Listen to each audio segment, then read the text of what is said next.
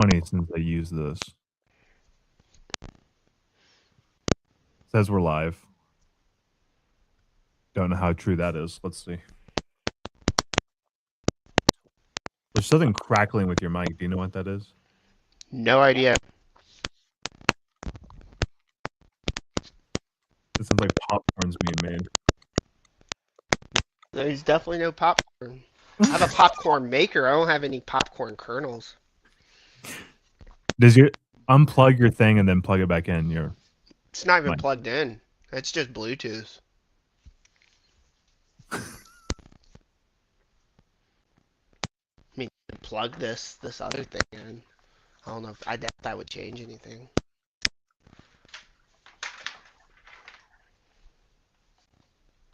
I don't hear it now. You Oh don't no, hear there it it is. now? No, Dang. there it is. I didn't do it. Why is it doing that? You usually use this headset for Yeah. the stream, so why is it doing that? Let's see here.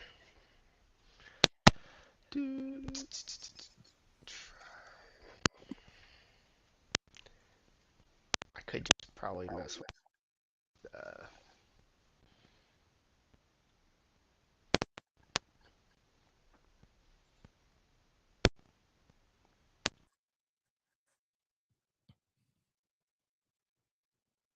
I can't hear you now.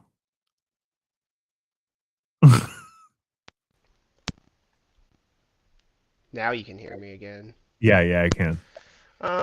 Reduce. Let's try this. Um,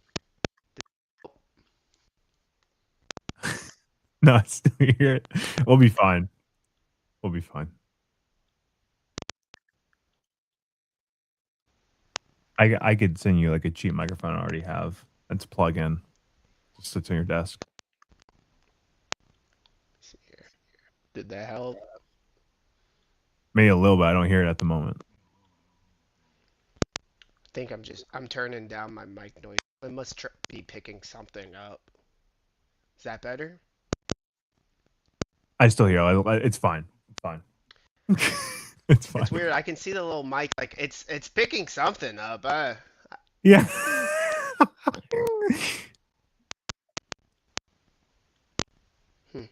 It's weird. Because like if I take off echo cancellation, I can't hear anything.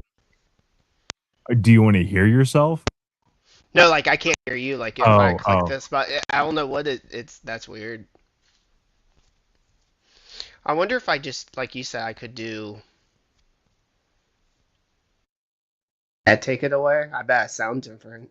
Yeah, that sounds fine. Yeah. Oh, so that worked. Yeah, that worked. Yeah.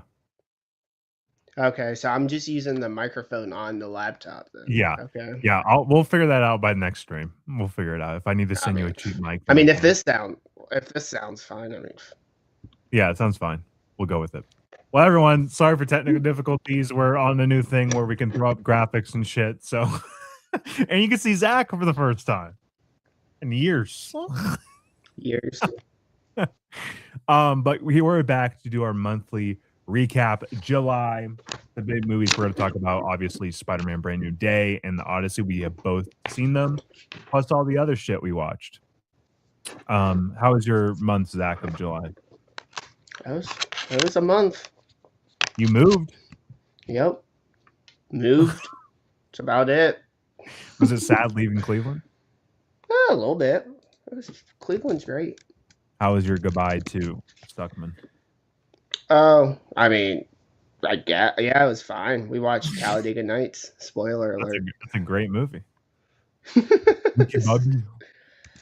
was talking about that movie at work last week. Great movie. 10 out of Pretty 10. good. Yeah, same for me. I've been sick these past 2 weeks with like acid reflux. It's been terrible. Got medicine on Tuesday and it's still miserable. So great. I had to go with this on Spider-Man, and I had to use the restroom 3 times during Spider-Man. Oh. Yeah, I didn't. Nope. I Yep. try not to go at all. Well, I didn't know I was going to go take a dump in the middle of Spider-Man. How was I supposed to predict that? You have to hold that in. Dude, I was Sit about to down. explode, trust me. There's nothing more I hate than leaving a movie, like, when it's on in the theater. There's very little I hate more than that. So, to say that I went 3 times really shows you the pain that was so okay. So, let's get into it. So, we ended on the 5th of June. So, that's where we're starting. We'll start with mine first. Boom, look at that, everyone. It looks nicer, it looks cleaner. Starting off with my first watch On Golden Pond. Do you know why I would watch this, Zach? Do you have any clue why I would watch this? I wonder that with almost everything you watch. So Okay. it's about maybe you were thinking about like golden showers or something. No, no, it was actually that summer book that I've been suffering through trying to get over with, remember? Oh, Yeah. So, let's see how this looks. I'm curious. It does not share that. Okay, great. But anyways, On Golden Pond, actually a really popular movie to a lot of people with Katharine Hepburn, Henry Fonda, Jane Fonda. Um, and basically the premise of it is there's these old couple that goes to a pond every summer, or like not every summer, like kind of summer, but it's also for like a long period of time until it gets cold out. So it's like they go when it's like warm and they leave when it's cold. Um, and you quickly learn that the Henry Fonda's character it has like dementia, is getting really old and he's forgetting shit all the time and like gets lost in the woods and it's like really sad. And then there's this whole other part of it where he has like this estranged relationship with his daughter. So the daughter goes and visits them and basically says that she has a kid and she's about to get married. So Jane Fonda and her husband go on vacation and leave the kid there. So it becomes like this relationship of this kid and Henry Fonda's character. But at the same time, it's all about the relationship of Jane Fonda's character and Henry Fonda's character. And I just thought there were some interesting things in it, like little set pieces, I guess you would call it, of like this boat scene and like fishing and kind of the relationship and the conversations. But like everything with Henry's Fonda's character forgetting stuff just felt weird. Like in the whole mix of the whole movie, it just felt odd to me. like would he just remember random stuff that was like very convenient? No, he wouldn't remember anything. Like he would just like it would be like, oh yeah, he forgets shit. And then it would be like then he'll like stop forgetting shit. And then it's dealing with the him and the kid relationship. And then like he'll forget shit again. And it's just like it's all over the place. It didn't feel like super great or cohesive to me. And apparently a lot of people love this movie. Like it's Well, well rated. Hold on, I'm trying to any it's of those older movies, definitely with yeah, it's at Henry 4 Fonda. stars. Katharine Hepburn and Henry Fonda both got nominated for like best Yeah, I mean actors. that's typical. Yeah, so yeah, I just didn't really care for it. I thought I was gonna be like, oh, this is gonna be a guaranteed good movie, and I just didn't care for it. Next, I watched A Room with a View. This is one of 2 movies this month that I watched, and I couldn't say I really liked it or hated it because I just wasn't in the mood to watch it. So it was kind of just like suffering through it. And I had 2 movies this month like that. Room with a View was one of those. It's that period piece kind of thing. And I got like 10 minutes in. I'm like, oh, I'm bored to tears already. I'm gonna have to rewatch this eventually, but I couldn't even give it a rating because I was just not in the mood for it. Some movies you have to be in the mood for, and that's one of them for sure. So you never seen A Room with a View, have you? No, it doesn't sound. Let me see the poster of it. No. Okay. No, oh, 1986 now. Yeah. Hey, No. Color Money year, the greatest year for film. Next, I watched an indie movie called A Autumn Summer. The reason I watched this is because the girl lead is the daughter from Shrinking, and the guy lead is one of the kids from Sing Street, and he was in a show called Wayne that was pretty good. So I was like, "Oh, interesting. Let me listen to this." I really did not like this movie. It felt like you saw Call Me by Your Name, didn't you? Yeah, yep, in So, like, it felt theaters. like those quiet moments in Call You by Your Name of, like, just kinda, like, enjoying, like, the space that they're in and stuff like that. It felt like that for an entire movie. And I didn't care about the story because it was, like, these 2 young people that were in a relationship, and it's like, "This is our last summer. This is, like, the summer that will I know I won't see you again. This is our last summer." And then there's, like, friends and yeah, I just did not care for that. I think it's a hangout movie, and the more and more I do hangout movies, I think they're not just for me, 'cause, I need more going on when I'm gonna watch a movie, not just something that's just there to be there. You have to So, be in the mood for that. yeah. So, Autumn Summer Or did you have not to like, for those, I have to be like I have to know that beforehand. yeah, and I didn't. This was an indie movie, I was giving it a Yeah. try, so but a lot of the reviews, people said they loved it, but yeah, it's probably for them, not for me. Then I watched Oppenheimer for the second time, and Zach, I thought this movie was pretty good the first time. I gave it 4 stars. I was like, I really do like this, but I wasn't, like, fully connected with it. Dude, this second time around, this movie's incredible, almost a perfect Mhm. movie in my eyes. It's so good. It moves so fast. Everyone Surprisingly, it is very rewatchable. oh, Surprisingly. 100%. Yeah. Doesn't sound like it should be. Yeah, and I had no interest on rewatching this, by the way. I watched it because the Cinephiles were doing an episode on it, and I was like, "Okay, I need to rewatch it." It's been since 2023 since I've seen it, and I fell in love with this movie. I saw it on the 10th of July, and I can't stop thinking about it. It's just so impactful, and you're gonna laugh at me as a history major, but sometimes I think I'm a dumbass, and then there'll be little things that will be like, "Oh, yeah, that proves why I'm a dumbass." So listen to this. So I'm watching the movie, and they're mentioning, in World War II, we're fighting the, Japanese, right? Like Germans and Japanese. yeah, yeah, yeah, Depends what part of the war. yeah.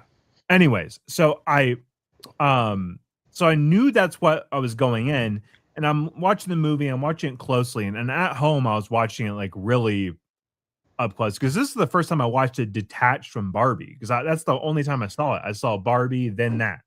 I haven't seen it since. So I was listening to the dialogue really closely, and they mention Hitler. I'm like, "What? They must have got that wrong because I thought that was a different war."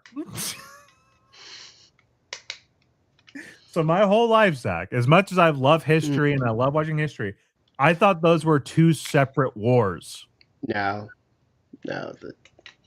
Japan made basically depends who you ask. Japan bombing Pearl Harbor basically So lost Germany the war. yeah.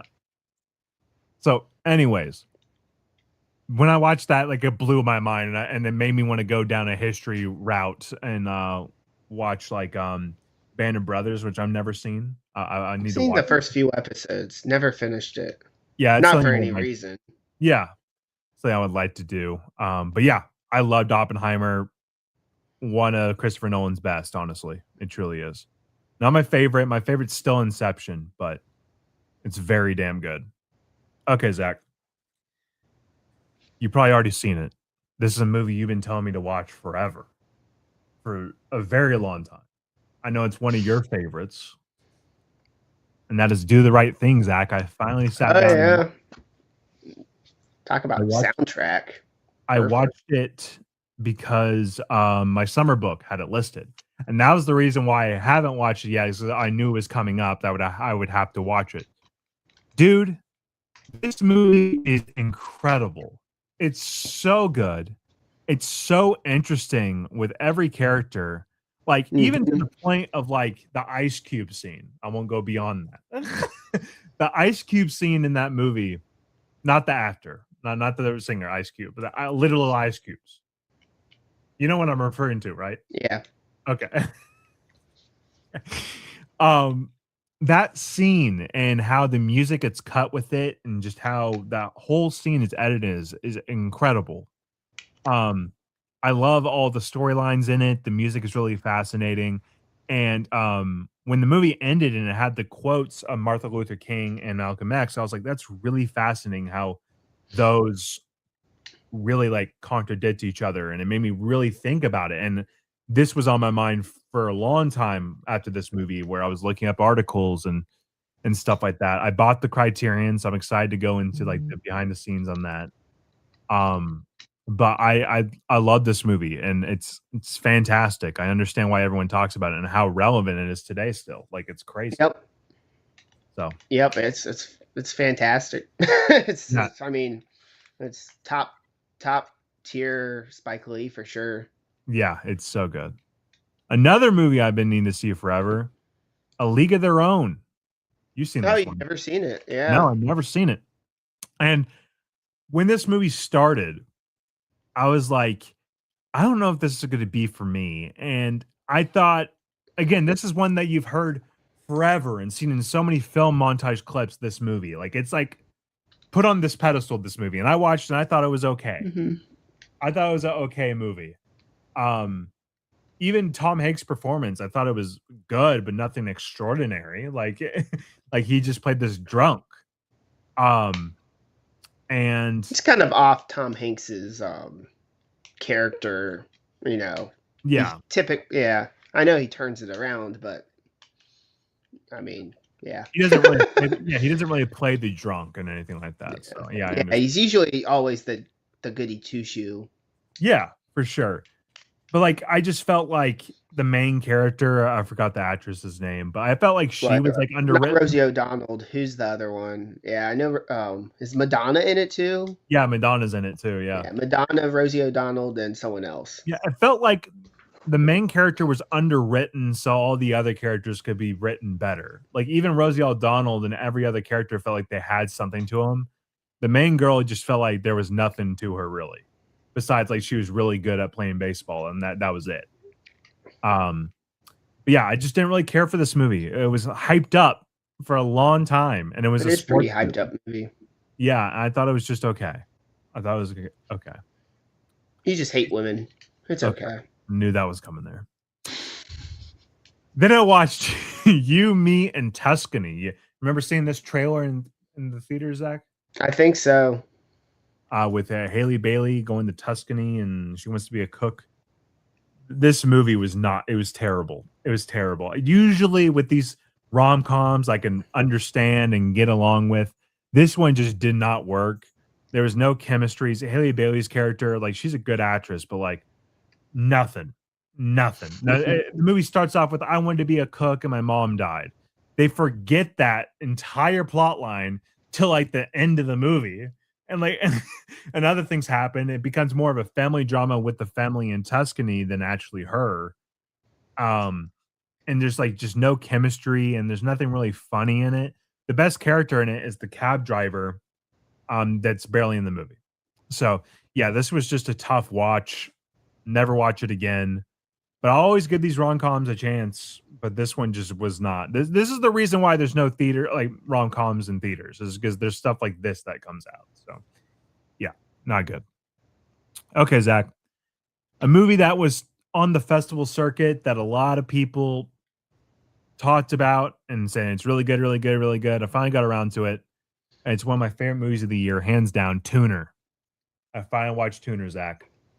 It is so good, this movie, man. Have you heard of Tuner at all? Only reason I've heard of is Harloff's channel mentions it. Ron Yeah. H.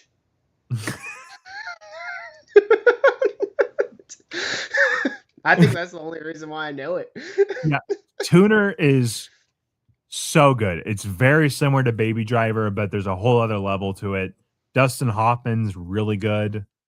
Leo Whitall, the main character, is really good. I love the editing of this movie is really well done. There's a sequence where because kind of the premise is he has this hearing problem and he's found out a way that he can like crack safes. So there's like a montage of like the safes like opening up and it's really cool and really well edited. All the characters are great. I think the story like it literally leaves you shocked in moments like holy shit. Which is hard to do nowadays. Um Tuner, easily one of my favorite movies of the year. It's fantastic. I even got my mom to watch it, and she said it's one of her favorite movies she's ever seen. So, yeah, Tuner's incredible. Definitely will be rewatching this later this year. It's one of the best movies of the year, hands down. Next up for me, Zach, our boy had a new movie come out. Did you see it? Nah, I missed it. I thought I was gonna get to see it, then I was like, I'll wait next week. Then it's out of theaters. Well, the invite came out. Our boy Seth Rogen, Zach and I are huge fans of Seth. Um, I like why am I blanking on his name? Edward Norton. I think he's really talented. He could be an asshole in real life. I don't know, but I'm he's a good pretty sure he actor. is. Olivia Wilde. I love Booksmart. Didn't care for Don't Worry, Darling. Um, and then Penelope Cruz.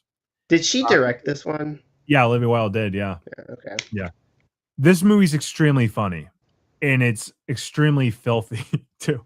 But the music choices, there's a pretty good music choices that deal with the plot a little bit that are really nice. Seth Rogen and Olivia Wilde have great chemistry. Edward Norton and Penelope Cruz are hilarious in this too. I just thought this movie was extremely well done. I really, really liked it. Our boy knocks out of the park again, Zach. You got to see it. You got to see it. I have a feeling this might be one of your favorites of the year, hands down. Maybe. Yeah, I should have saw it, but I forget what it was. I think something with the timing. Yeah, I know you'll get to it, but I will once it does. I think you should give it a chance because I think you'll really enjoy it. Okay. What we'll do is we'll pause here to talk about the Odyssey. Then later on, when we're doing your list, when we come across Spider-Man, we'll talk Spider-Man then. Spider-Man will probably be the last one for me. Okay, perfect. So Second to last. I guess I watched something yesterday. I think this is where it is. Okay. Everyone, the Odyssey came out this month. A lot of people's most anticipated movie of the year was not on my list. Zach, I'm pretty sure was your top 5, if I'm not wrong. Yeah, it was like 2 or 3. Yeah. I'm not a huge Nolan fan. I hated Dunkirk. I like Tenet. My favorite is Inception. So I wasn't really excited for this, but everyone and their mom seemed to be excited for the Odyssey.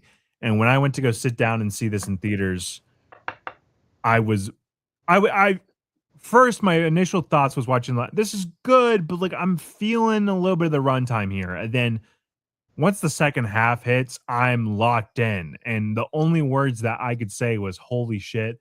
As soon as I walked out of the theater, I texted you, Zach. I was like, holy shit. Mm-hmm.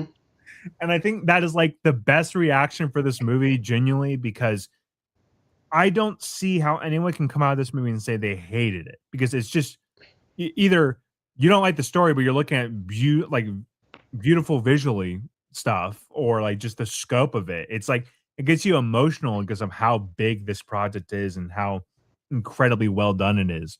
And a lot of movies kind of just come and go through your life. And this one I watched and I was like, holy shit. And then I really started to think about the stories and the characters and the teachings of it. And it really made me like really grow deep into this movie and really thinking about it. And like scenes that stood out to me, even a long time since I've seen it now. Like the whole freaking pig scene is incredible.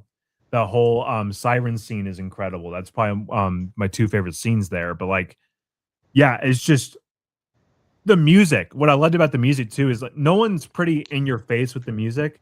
It felt very subtle.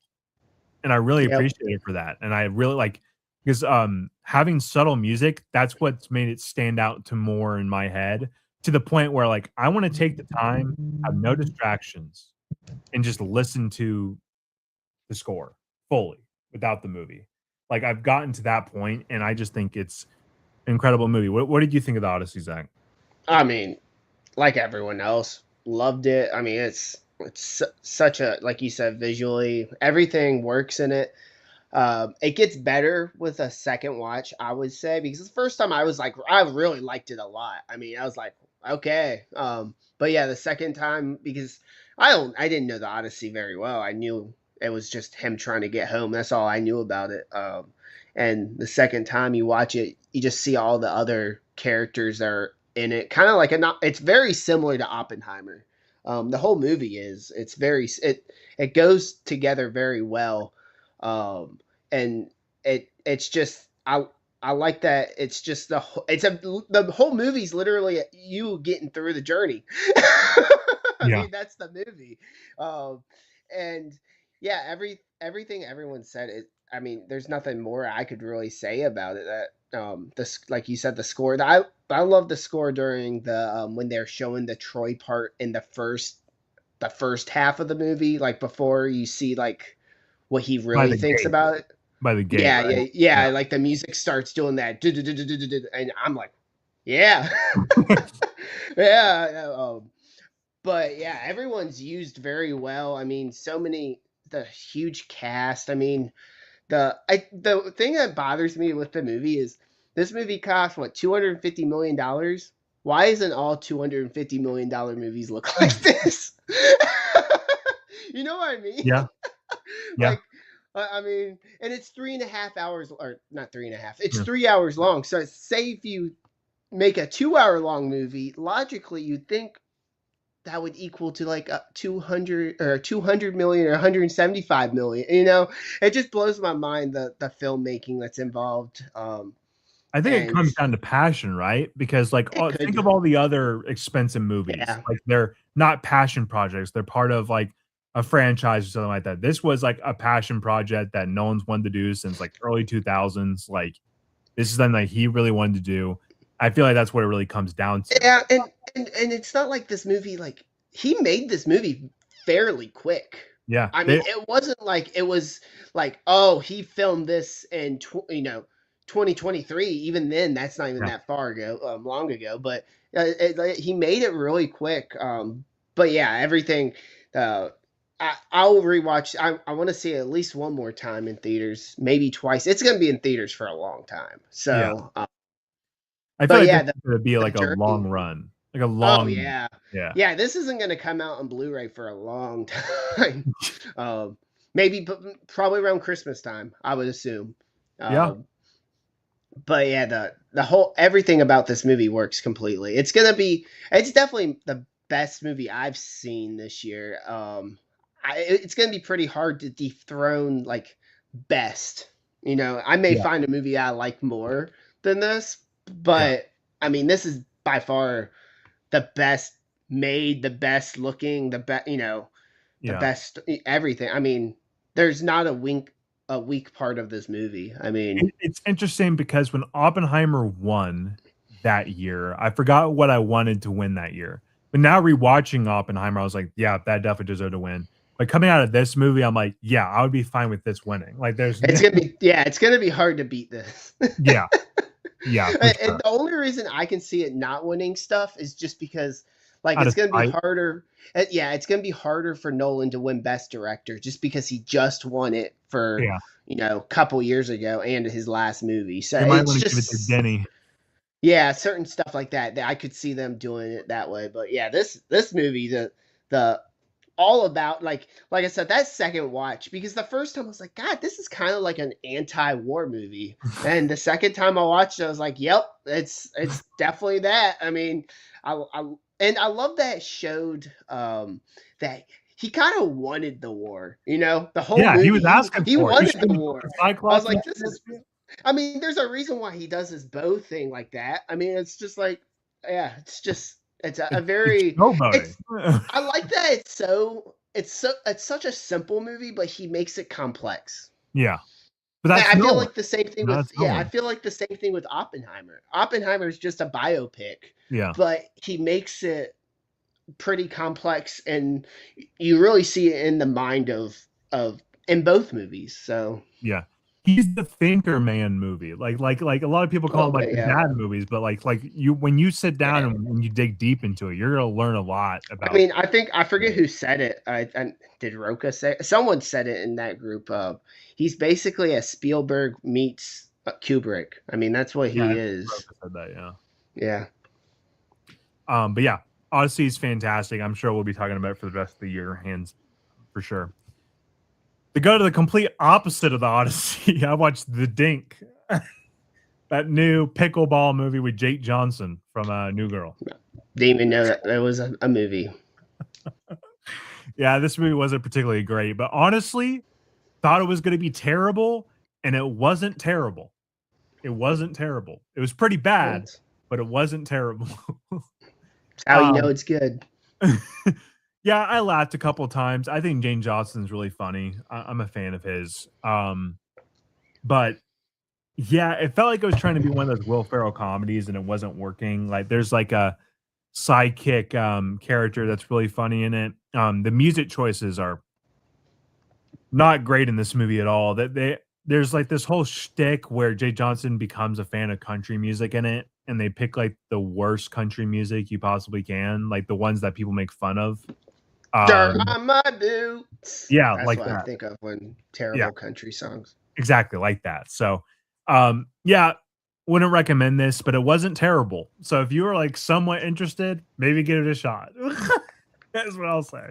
Says he sold his soul to the devil, and he plays the guitar really well. That's kind of No, I like don't even a remember that. okay. So there's like this old tale in the blues culture where basically this happened in the story.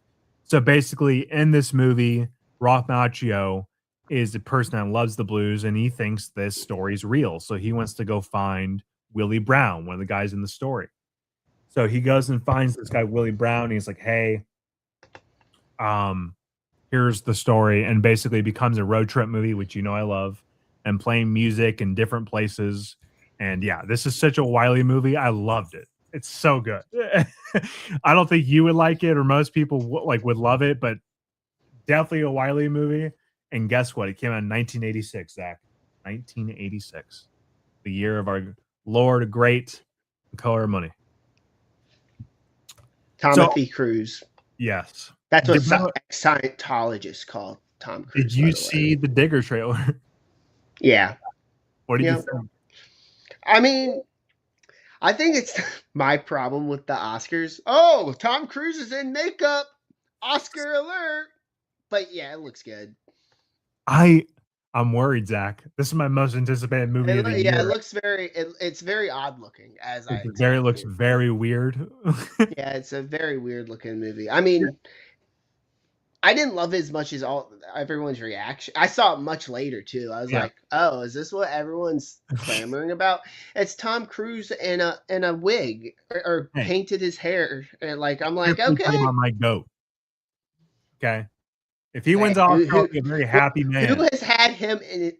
Every movie his last three movies have been in my top 5 of the end of the year. You can't say that. I'm Yeah, just saying. this terrible Mission Impossible last two. Oh god. Oh Just man, saying. way to bring a franchise down. Jeez. 92% on Rotten Did you Tomatoes. see we're getting a sequel to Cold Trickle, Days of Thunder, baby?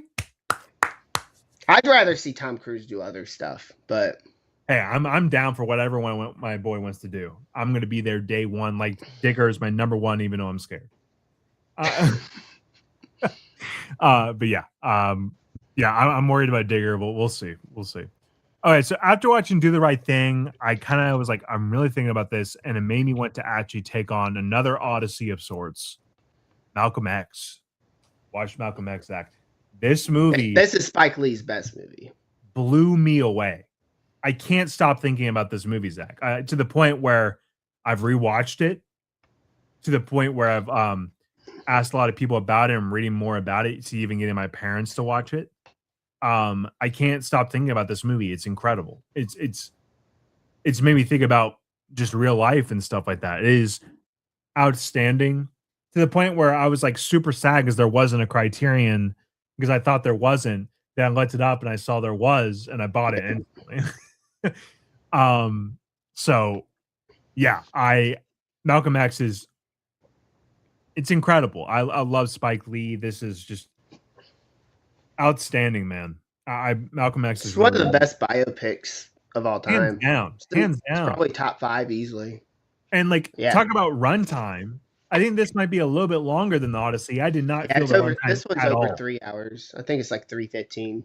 Yeah, I did not feel the runtime of Malcolm X at all, like zero. But Odyssey, I did. So Yeah. yeah, Malcolm X is just incredible, incredible.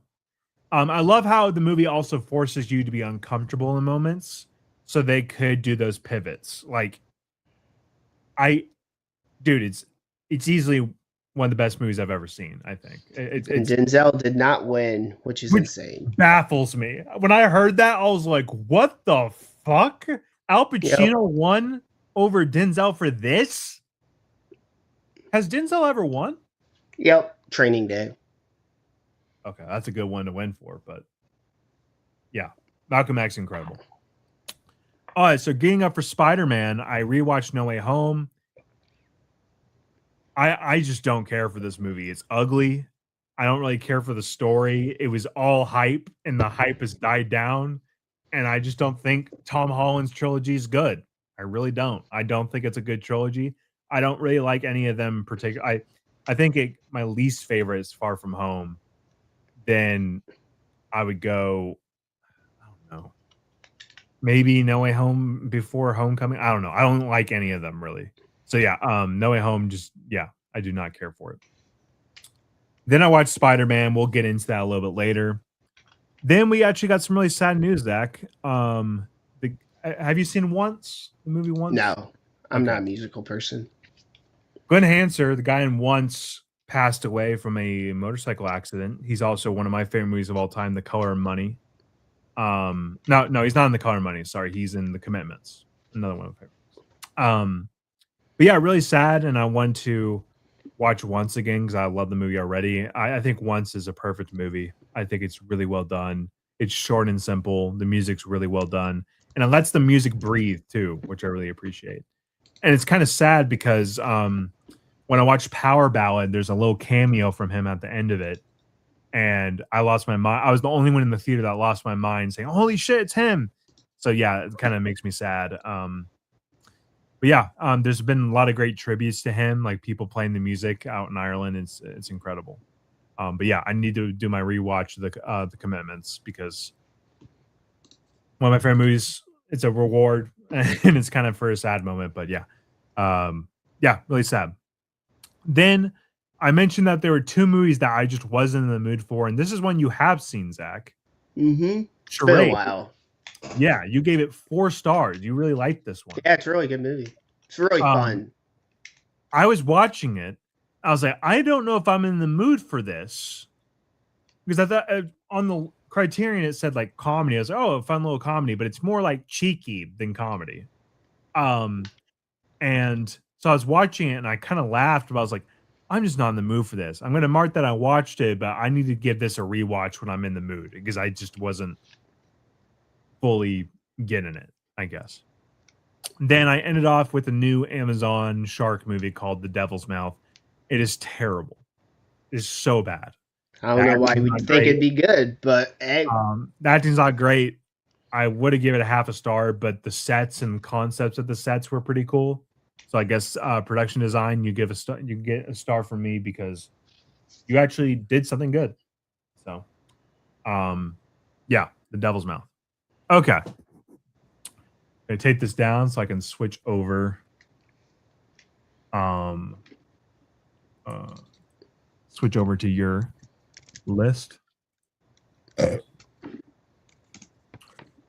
But isn't it nice when I click on my profile, it just shows the color of money as soon as I'm there? It's so nice. I love it.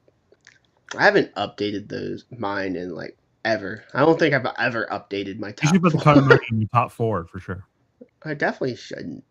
Let's see here. I'm trying to think what was the last one It was we the talked 5th. about. So Was it the fifth? Okay. yeah, the 5th. I Oh, checked. so kids is the first movie then. Oh, you didn't watch? Oh yeah, you were moving. So yeah. I watched the okay amount, but not. Well, and then some nights I was like, I could watch something, but then I'm like, I'm not in the mood. Oh, Yeah. Okay, so you start off with kids. so yeah, this I've never seen it. It's This the is like writer. maybe they got like NC-17 and it was like really weird. Yeah, yeah. They're all literally kids. You can see why I got NC-17. It's a good movie. I would never want to rewatch it. It's another movie where if like you said, my favorite movie of all time, Kids, I'd be like, Oh my God, you may have some issues. Maybe be put on Not a because list. not because it's not a good movie. It's just it's just a very. I mean, it's involving AIDS and just like sex with kids. Kids, not like rape. Like they're everyone's under 17, 16. Like Okay. there's not like a 25-year-old hooking up with 13-year-olds. Yeah, they're all like the Um, same age, but yeah, they're all relatively the same someone's age. filming it. But yeah, it was funny. I watched this with my friend, and he's like, "This is such your type of like the way they film it and stuff. Yeah. It is very my type of movie. It's just the subject matter. Like even he said, even the subject matter, different story. But like the way they make the movie is such my type of movie because it's a very Clerks way to make a movie. It's Yeah, yeah. super low budget. It's you know just film and it has a story but doesn't. Yeah, so yeah, it was a good movie, but You should one watch time once. watch. That's very much once, by the way. That's very much once. You should probably give it a watch. I don't know. You watch Payback, not the don't be mistaken for the Ben Affleck movie Paycheck. So actually, I lied. This was the last movie I watched with Stuckman. We Oh, watched this movie, which is actually very interesting. Like the movie itself, it's good. Like it's very solid movie. It's Gibson. yeah, it's Mel Gibson. But there's two different versions of this movie. There's the theatrical cut and a director's cut. We watched the director's cut, which makes Gibson. I wouldn't say he's more of like an anti-hero in the movie. Yeah. Like he's definitely like you're rooting for him. Like Yeah. he's in the right, but he doesn't do everything in the right way, obviously. Yeah. But in the theatrical cut, we actually ended up watching like the last half, not half, like the last 15 minutes because it's completely different. It makes Gibson seem more like a hero and like and the other thing that blew our mind was the in the theatrical cut, it's a whole different color grading. Like the whole movie's in blue. It's called a blue noir if you look it up on Amazon Prime. It's not like that in the director's cut. But yeah, the Payback is very solid. I would never rewatch it really, but it's a very solid action thriller. It's a movie that they really wouldn't make Oh wow, nowadays. Really, this guy directed quite a stuff. He did Knight's Tale, 42. Yeah. Yeah. Apparently, the studio did not like his version, which it's the better version. Yeah, usually goes that way. A lot of times. Then you watch Memento. Memento, I haven't seen it in a while, so I wanted to. I'm gonna finish all Nolan's movies. It's just I watched all the short ones first, really. No, the Memento. What can you say that's not been said before? It's such a like from the first scene, you're just locked in. You're like, oh yeah, I remember this. Like you're even kind of like remembering it while you're watching it with the character, which is always fun. But yeah, it's fantastic. I mean, it's not my favorite Nolan movie because I don't go down and be like, oh, I want to rewatch Memento. But yeah, this is definitely one you have to be kind of in the mood for to rewatch. But yeah, it's really what a great. I know he has following, which is technically his first movie, but I'm pretty sure this counts as his first movie. Yeah, it's insanely good. It's the one that people go to really if they look up Nolan's first movie. They usually go to Memento. Yeah, following's like his school film that then they later release. So I don't count that. Black and white. Shit. Yeah. Then you watched one of my favorites personally, top 3, I would say, Insomnia. I love this. Insomnia is great. Yeah, it does. This is the only one that doesn't really feel like Nolan, but he's like the only one that could pull this movie off. I feel like, like it makes no sense, but just the way it looks, even with the just slowly going insane because not sleeping. Robin Williams is just amazing in the movie. I mean, it's such a great movie overall. It's very rewatchable. I think this is the most underwatched by Nolan fans. Oh yeah, by far. Which is insane to me. Because it's the least Nolan of it, I think. Because he didn't even write it or anything. It's a remake, yeah. Yeah, it's a remake too. It's a damn good remake. I fucking love it. Fucking love it. Hey, it's dark in here. Then also one of my favorite Nolans, The Prestige. This movie's so good, man. Oh yeah, another one where it's like this is one I wanted to rewatch it because I this was probably the last Nolan movie I rewatched before doing a couple of his movies.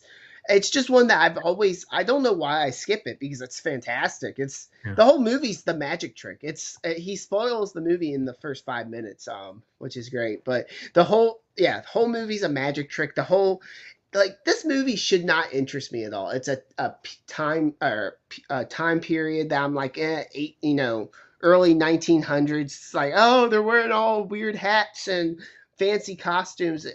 But yeah, you're locked in from the start. It's such a like this is why I like Nolan so much. His movies are so much fun to watch. This is a fun movie to watch, even though it's not like it's an actiony, shoot 'em up movie. It's fun to watch all them going back and forth.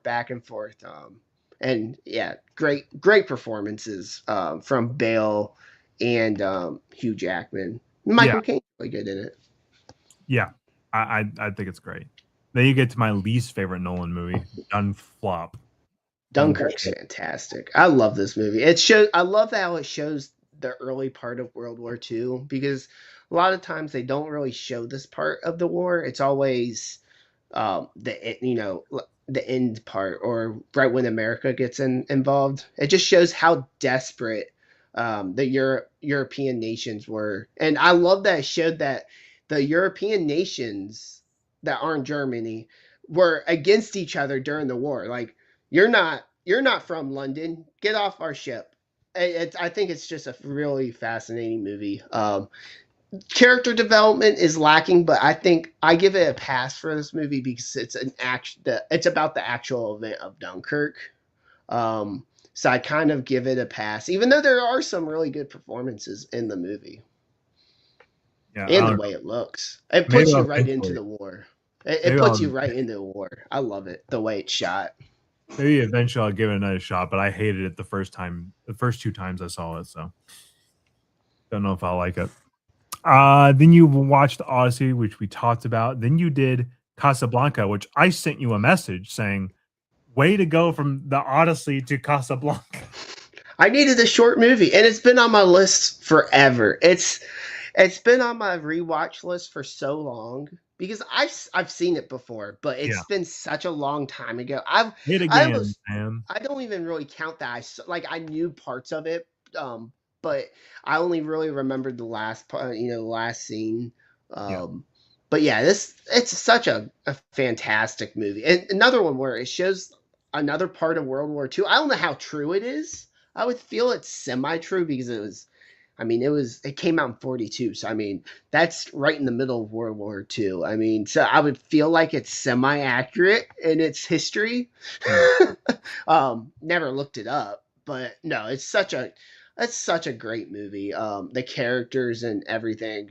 Yeah, it's one that I'll probably revisit more often. When I went to LA like 2 years back, I went to the Oscar Museum and they had Sam's piano there. It was really cool to see. Oh yes, yes. It's just so many like all the characters and even him, Sam. He has such a small role in the movie, but he's so good in it. Like, Yeah.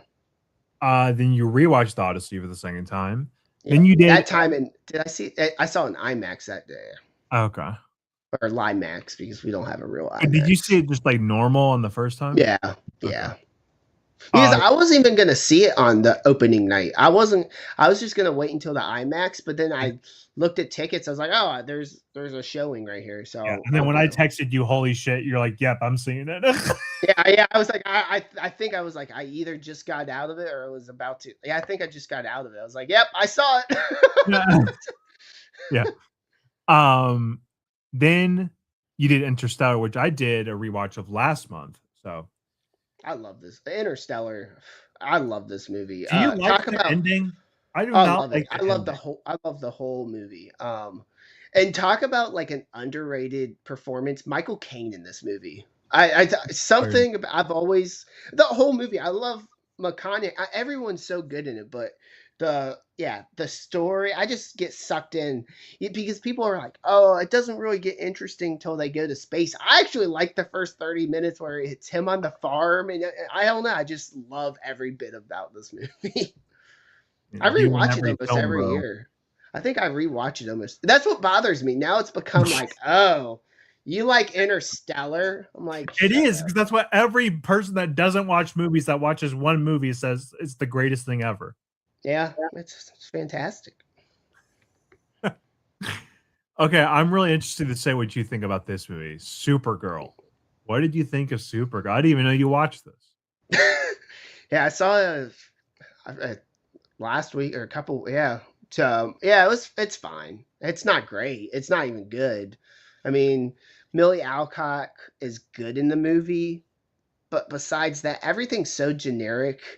I even picked up on the music stuff. The music was terrible. And you I never did. mean, And you no, never no, did. music doesn't really bother me, but I'm like, yeah, like I think did it open? Yeah, the first scene. I'm like, they're trying to do like the Guardians of the Galaxy Volume 2 thing where there's this, popular song and it's something doing something and there's stuff happening in the background a little bit. I'm like, okay, this is a James Gunn movie. Which is why I called it out, because that ending scene is exactly what they do Oh, with and Mr. that was Terrific. really bad. Yeah, the Yeah. last scene of it. The Yeah, I was last like, scene oh, the last scene is identical to the Mr. Terrific scene in Superman, and I didn't care for that. So yeah, I kind of got angry at everyone saying they didn't like this scene, but they like that scene. And I was like, what? They're the same thing. Mr. Terrific is great though. That's why I think that's the different A part. character, you mean? Yeah. But yeah, the movie, I mean, it's not the worst movie I've ever seen, but it's it's not good. Like to say how good the apparently the comic is, I can see where this movie could have been great. I don't even think they filmed that version, but the idea of the movie could have worked. Yeah. But they didn't film that, even Yeah. if they added the 20 minutes that they cut out or whatever it was. It just proves to me that everything that's James Gunn since he's taken the helm, I haven't enjoyed, no matter like even season 1 of Peacemaker was in a different universe, quote unquote, with different leadership at that time. I enjoyed season 1 of Peacemaker. I haven't even touched season 2. No, I I watched mean, the first episode. I haven't touched either seasons. Yeah. I just haven't enjoyed anything that James Gunn has done with this universe so far. And I know you kind of came around on Superman, Yeah, but I you didn't like like it. Superman quite a bit. You didn't I've like it always liked it. immediately. It's just I've always said it's very cotton candy. Yeah. It's a very fun movie. There's to what my biggest issue with Superman, even from the first time I saw it, was it's everything that it is that James Gunn always talked about he didn't want in a superhero movie. That's what always bothered me. I was like, yeah, there's basically no character development in this movie except for like a few scenes in the first 20 minutes. Like, yeah, it's very overstuffed, and he always talked about that. Yeah. Um, And it looks like it's going to do the same thing with the sequel. Like, it looks like he's overstuffing it again. So. Maybe, possibly, yeah. Then you had to wash your mouth out to give you a fresh breath after watching that shit bag. So you watch 50-50.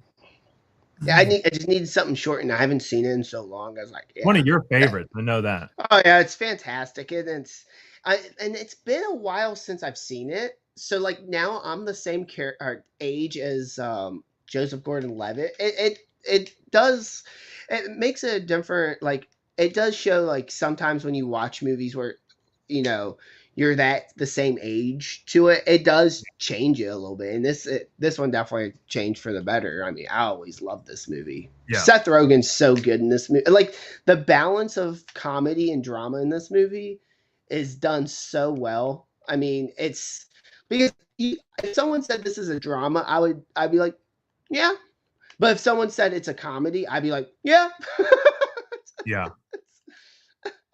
I think this guy is about to direct something, if I'm not wrong. Yes. So it's so weird. I watched this, and then they announced him to get Jonathan Levine. What was he gonna Oh, he's direct? doing Days of Thunder, the sequel. Yeah. Yep. Correct. Which I honestly love his stuff. I love 50-50. Oh, Warren Beatty. Warm Bodies, I His enjoyed. movies are great. I mean, Long Shot, he, one of my favorites of that you year. know, Night Before is one of me and your favorite Christmas yeah, movies. We watch it every year. I the Amber Heard, the Mandy Lane movie is not particularly good. And then I never no, watched Snatched. Oh no, apparently Snatched, I did watch it. Snatched is it's okay. It's not great. Apparently I watched it. That It's shows kind of like that movie you talked about earlier, where like there's a few laughs, Dink, yeah. but it's not like it's not the worst movie I've ever seen. Yeah. Then you watch Turning Red, which is a weird out of all animated movies for you to watch, which you don't watch animated. No, I Turning Red. well, read my comment. This is the one with the good comment. Let me just pull it up on my screen. So this movie is in the oh, it's even and the thing is, it kind of is at the same time, but also it's a red panda, so it works on many different levels. This comic. I thought like I was like because um I was I was Snapchatting my friend and she was like, "You're watching that?" And I was like, "Yeah, it's about a cat." And she's like, "It's about a panda." I said, "Oh." And then the whole time she's like, "I can't believe you're watching that." I was like, "Oh, do I still? Oh, I have the cover right here." Oh, I was making fun of this girl in the pink. Yeah. Oh my god, she was insane. She was just. I was making fun of her the whole time. Yeah, this movie's not good. It's not. It felt like a movie trying to be a Pixar movie. Yeah, and it is a Pixar movie. Do you know who loves this movie? No idea. John Campea. Really? Yeah. Interesting. I mean, it's just like I could have guessed. Like I was like, okay, it's gonna do this and this, and it's gonna show her this. I was like, oh, yep, that's the movie, and it's not done as well as it could have been. So, yeah, it's not great. And I thought it was about a cat.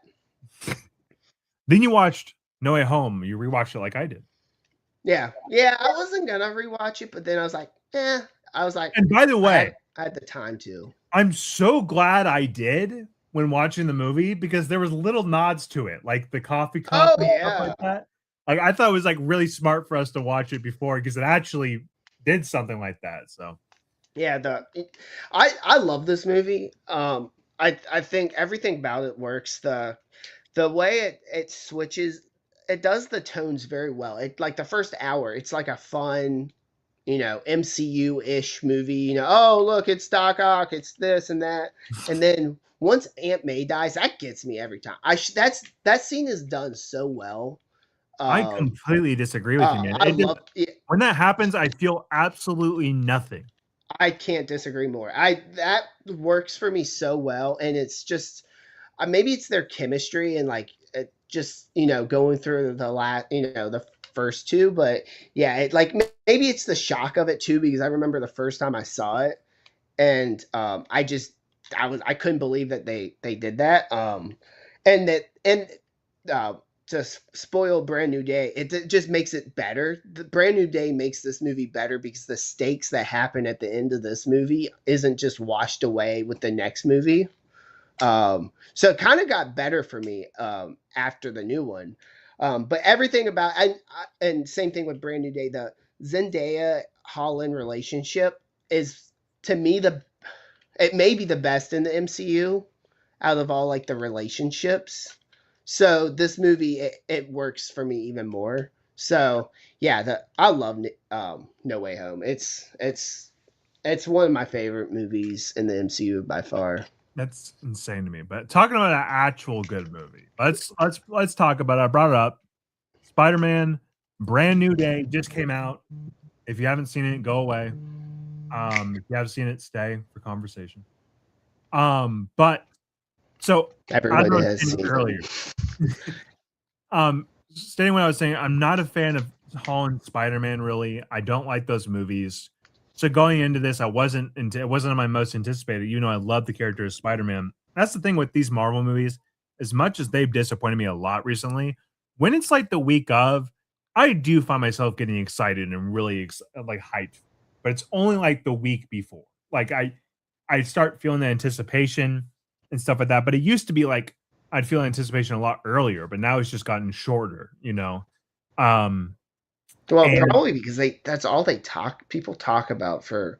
I wish I went into this movie completely blind. I knew from the start of the movie, I knew exactly what's going to happen. I was just yeah. like, that kind of sucks, but it's on me too. I could just not watch anything. It'd be easy to avoid it, to be honest. I would just have to not watch YouTube, you know, and get off Twitter. But um yeah, yeah. So like going into this movie, the one things I was excited about was Desto Daniel Cretton, which I think for both of us really Shang-Chi's one of the better of the past in-game movies for us. Um yeah, it's up there. I don't think it'd be even in the top five, but wow, I okay. mean, I Well like it a lot. for me, it's one of my favorites easily. So I was and then seeing Wonder Man, which I know you haven't seen yet. Wonder Man is so good. Looks like I don't have to see it now. Yeah, I know. Very I'm good. disappointing. I Um, actually think it's the good move to do. They need to get rid of the TV okay, shows. so you're racist. No, I just need they need to get rid of the TV shows. Well, you're getting another one. You're getting Vision Quest later this year. If it happens, It's literally this year, Zach. It's coming out this year is it? Well, they've in already filmed October. it. So if they've already filmed it, Yeah. okay. But So that will be coming out. But anyways, so I was really excited for that. And then also the ending of No Way Home, regardless of what I thought about the movie overall, I love the ending and the hope that it gave that we're actually going to get the Spider-Man. I shouldn't say we all went to see because a lot of people liked the Homecoming stuff and you couldn't use that. But for me, what I wanted to see was starting to happen. So when I sit down in the theater and I see this, and mind you, I've been sick and I had stomach problems. And even though I had to leave the movie theater 3 times, I absolutely love this movie. This is hands down one of the best Spider-Man movies since Raimi's 1 and 2. I think it's right up there. I think the action's incredible. I think Tom Holland has never been better. I actually believe the relationship with Zendaya and him in this one, and I felt it deeply. I loved everything with Ned because Ned's usually played up a lot. He was really played down, and it worked in his favor, in my opinion. I love the girl from The Bear. She was great as the cop. Um, I loved even Sadie Sink really worked for me too. Like I thought everything this movie has just like every time I think about it, it puts a smile on my face.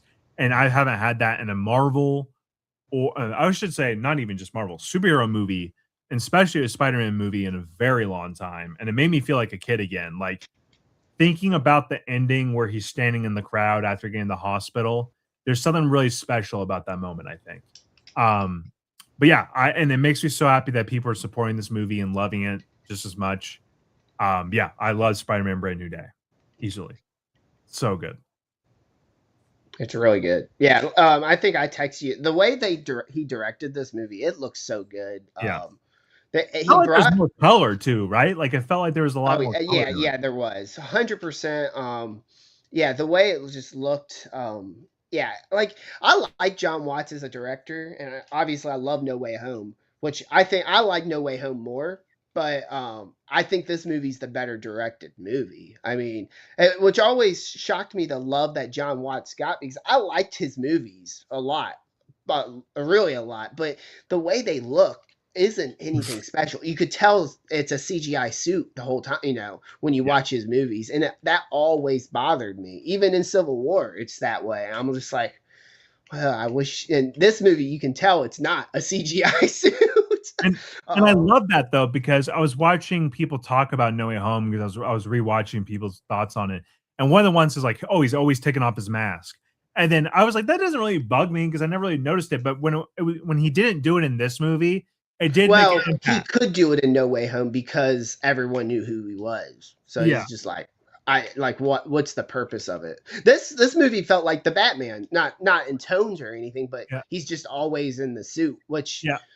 makes sense because the way they structured this movie of him always, he's so not dedicated, well, dedicated, but like just over the top that he needs to stop everything is like it's just done so well. Like it's a very similar storyline to Spider-Man 2, but it's done better. Yeah. He Like, doesn't give up Spider-Man in this. He's just like, man, no, I need to no, it's the slow opposite. down. And Yeah, he gets the shit beat out of him too, which is nice to see for yeah, once. and it takes him the whole movie to realize he needs a life too. He can't Yeah, just be Spider-Man. Man, and like you said with the relationship stuff, I mean, like I said in the other one, I like their relationship throughout all yeah, four movies now, and it's always worked for me so a lot. And yeah, in this movie, it's done very well. I love that shows you can tell she doesn't know who he is, but they still have because yeah, obviously they just have such good chemistry. You're like, okay, I can see where they could take this. yeah, Um, but yeah, everything, and I love that they gave Punisher an actual like little storyline. Like, like yeah, he's not just like thrown in there for jokes, which I thought he may have been. He actually has a story arc. You know, yeah, he's gonna get this done, and he messed it up, and it's just yeah. done. Everything in this movie's done very well. I And just like I and said, I just wish I didn't know anything yeah, about it before I seeing will it. I will say with the Punisher stuff, I also loved it, which makes it even more weird with what they decide to do with the Punisher short.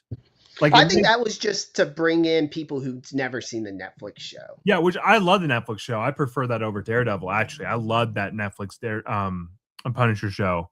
But what like there was no point of that little one short. He was But incredible if you here. haven't seen the show, which I've never seen the short, but Yeah. if you've never seen the show, it probably works. That's the other thing I hear with I've seen some stupid complaints about this movie, but then some people are like, if you didn't see any of this, I'm like, it's kind of hard to judge that if you've already seen the other stuff too. Yeah. So it's like we're on our what 40 something MCU movie. We're on the fourth Holland if you don't include the Yeah. Avengers movies. I mean, I don't think honestly, I don't think you have to say I've been hearing that too. I I don't don't think think that's really a so thing. either. The only thing and if you're seeing Spider-Man Brand New Day, you must have seen Spider-Man No Way Home, and they introduced the Everyone department did. yeah, yeah.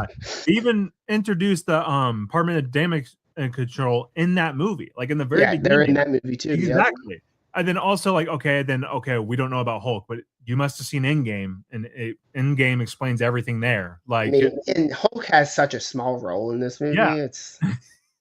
exactly. It's no, Um, it's this is a it's very well done. And Holland is jacked in this yeah, movie. You can see it in No Way Home. You're like, I remember seeing that the first time. I was like, okay, Holland's getting in like real shape. yeah, This movie, he is jacked, and you can yeah. tell. But, like, the shoot being practical and real did make it feel more nicer to me because like seeing the bunched up of the collar and stuff like that, like, and then like when he lifted it up, it And did make an impact on me. To be fair, like it well, really did. with No Way Home, I give it a little bit of a pass with not being as practical because it was height of COVID. Yeah, yeah. So I do give it a bit of a pass But on it that. wasn't doing that stuff in the other two John Watts movies, No, no, though. that it's very true. But yeah, Yeah, I think this movie's miles and miles better than the John Watts trilogy. I get it, you like No Way Home better, but like honestly, this movie, like even down to the Jean Grey stuff, I thought that was really well done too. Mhm. What did you think about that stuff? No, this is I figured it was Jean Grey, but when I realized once they introduced damage control, how they did, I was Yeah. like, oh, so they're gonna be collecting mutants. I was like, Did you oh, know so this she during the movie, or did you know it was no Jean Grey? during. Okay. Well, I saw the reports. Yeah, Yeah. everyone talked about it, but like I put I money on came in. Kelsey. I put money on Kelsey for the Jean Grey thing when Oh, Snyder really? said it, yeah. Got like $14. I put like Oh $5 yeah. on the 14, yeah. Like I heard it, so I figured it was her, but once that happened in the movie, I was like, oh, okay, so she is gonna be Jean Grey. Yeah, she's such a great actress. I'm so glad they got her Yeah. because she's just so good in every role I've seen her in, and she pulls it off very well. Like I it's gonna be very interesting how they use her in the next A lot of few years. people are complaining that she's not redeemable. She's just like an asshole, terrible person in this movie. But She's a kid. I think it works though, even with those complaints. It works because eventually they're gonna do the Dark Phoenix stuff. Okay, so you want to be scared of shit of her. This gives you a reason to be scared of shit of her now. Yeah, it gives her and I that's such a stupid complaint because it's her. She doesn't know what's going on. Yeah. She's I don't know how old she's supposed to be. Yeah. I'm assuming about 16, 18, somewhere around there. So she's still a kid. Like, Yeah. she didn't do anything very bad. Yeah, but it's the core of X-Men, right? The X-Men is all Yeah. about these people that don't have a home. And what do they show in the And movie? Her she wanting doesn't like a have a home. mom. Yeah, she doesn't have Yeah. a home. She's wants a mom. She lost the only family she has. It makes sense to who X-Men is. Like that's And the way they use Marissa Tomei in this movie is fantastic. yeah, I really like that stuff. Yeah. That works so well. Like, because then she's still in the movie. She's still important to the plot. Yeah. But Just like Uncle Ben is to I was just that's another. I saw someone say, "I want him to have Uncle Ben." I'm like, it doesn't matter who it is. I was like, you're watching, you're on the fourth movie, and you're like, you're still complaining about this, Yeah. like, Yeah. like, and then they're like, oh, there shouldn't be any Punisher or Hulk. I'm like, so if they made a movie where they don't set up anything, people complain, oh, there's no build up to this movie. Okay, we give you build up, then you're like, I want a solo movie that's not referenced at all. I'm like, get over it. I'm like, whatever. But I do like how because why it works with all the stuff in it with those people with those bullshit complaints. It's like it is a Spider-Man story to its core, but it's also like, hey, damage control is going to be a big part of what the MCU future is. So we're just going to show you what they're capable of doing, not necessarily what their end goal is or what they're doing in the future. Literally just who they are, what they represent, and what they do. That's all they're giving you, and that's perfect. It's just world building. It's not like doing any of that shit, you know? Like, I think that's the perfect way to do it. So, yeah. I think we're both positive on Spider-Man Brand New Day. I think people just like finding weird things to complain about. Yeah. But I think this me and you, this might be our top 10, don't you think? Did you like it that enough? I don't think top 5, but I think it has a shot. I mean, I'll probably see this the most, so maybe it does have a shot for top 5. Okay. So we'll see. It may squeak in there. Then yesterday, you finished off with Pressure, the Brendan Fraser war movie, which I heard got good reviews. Yeah, it's really good. It's so I was watching this, and then I was like, oh, I should watch Saving Private Ryan right after it because it would go very well together. Yeah. I didn't end up doing that, but yeah, Pressure, a movie that shouldn't be very interesting, is very interesting. I mean, it's about the weather before the attacks on D-Day. I mean, it's just it's such an interesting movie. It's really good. It's really good movie. I could see this being like a honorable mention at the end of the year. It's a very good movie.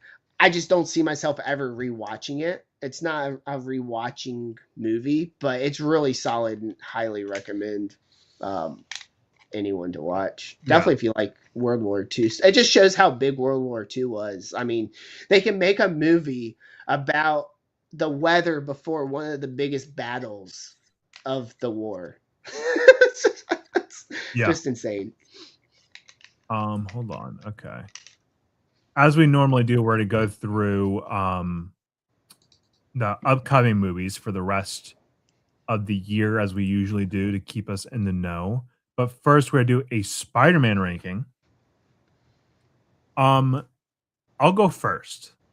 So my least favorite Spider-Man movie is I always have trouble with these bottom two, but it's always saying the bottom two.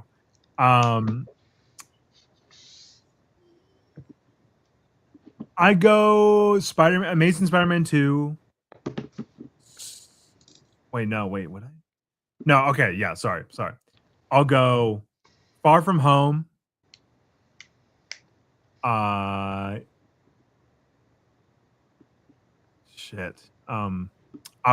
go No Way Home, then Homecoming, then Amazing Spider-Man 2, then Amazing Spider-Man 3, Amazing Spider-Man 1, Brand New Day, Spider-Man 1, and then Spider-Man 2. That's what I would do. None of ours are in any of the same locations. Perfect. It's better than they're all being the same. Because everything's completely different. Because there's only 9 of them, right? I didn't miss any. It's Uh, 9, right? yeah, yes, yes. 9. Okay. Nine.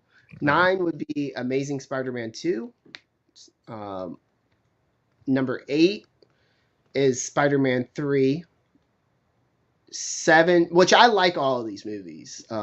Amazing Spider-Man 2 has a lot of issues. It's okay, but the others I like. I would say I like them. Yeah. But yeah, 7 would be the Amazing Spider-Man.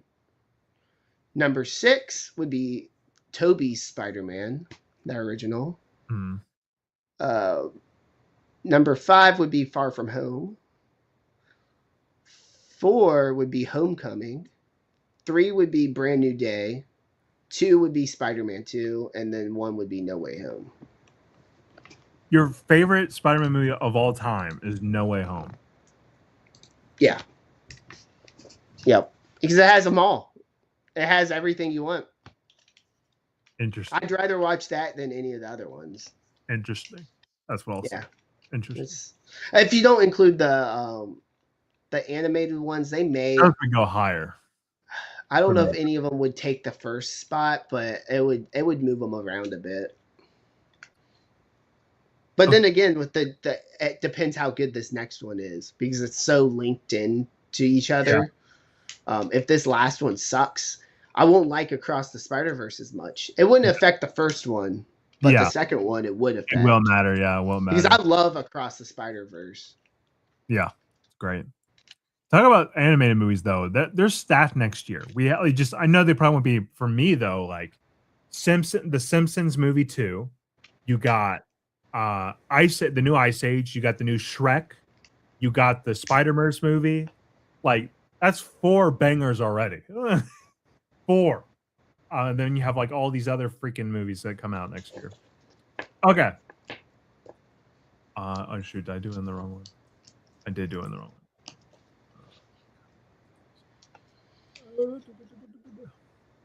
Okay. So everyone, as we do this segment at the end of these streams, every time we go over what's coming out. Plus, there's always going to be the movies that we don't know about during Oscar season. There's a couple I know of, and we'll check those out. But here's the ones that we know of for sure. So coming out July 31st was also "I Want Your Sex," which is a film with Olivia Wilde. I've heard it's really good. Yeah, Charlie XCX is in it too, so I need to see it. But that'll be like a streaming movie I'll watch. Okay, so upcoming, we have August 7th. The movie I have my tickets for, One Night Only, the Monica Barbaro, Colin Turner movie. Really a Wiley movie, so I got my tickets. I'll be seeing that this upcoming Thursday. We also have Super Troopers 3, which I know you have zero interest in, as well as me. One Night Only, and then Limited is Tony, which is one of my most anticipated movies of the year. Not coming here till August 20th. I got my tickets, but that's the soonest I can see Tony. So, yeah. Any of these catch your interest? No, Ice Cream Man 2. Sorry. I probably will see Spider-Man again or the Odyssey. I feel like that's all of August. Then August 14th, we have a movie called The Brink of War. Might be right up your alley, Zach. Jeff Daniels, J.K. Simmons, Jared Harris. And then End of Oak Street, which is a movie I'm kind of putting money on that people are going to hate, but I'm going to enjoy it because I like the director in his movies. I love Under the Silver Lake. This movie's going to be weird, and I'm here for it. So then Rivals of Anxiety King, which is the movie I did the Vast Night director. That's going to be coming out. And Zach, I know what you'll be saying. Most anticipated, Paw Patrol. Oh yeah, got your tickets? They went on sale. Oh yeah, got all the tickets. I guarantee that's going to probably do well in the theaters, though. That's going to do really well. Maybe. Think what's out. I guess people still see Minions. I guess. Yeah, I just don't think it's not going to be like $100 million or anything. Union Country I saw at Sundance this year. It's pretty good, but heavy movie. Anything, I guess, if anything, the End of Oak Street's probably what you'll see. Probably. Well, and what it's on the very bottom. If they were playing Your Name here, I'd Yeah. see that. I love that movie. It's a It's great movie. fantastic. Yeah, it's very, very good. Point Break anniversary, that would catch my interest. Okay, then August 21st, Insidious. Yeah, any interest in seeing that? Probably not. I've only liked the first two of those movies, the James Wan's Yeah. ones. Then Tony, which when I will be seeing it, I'm so excited for Tony.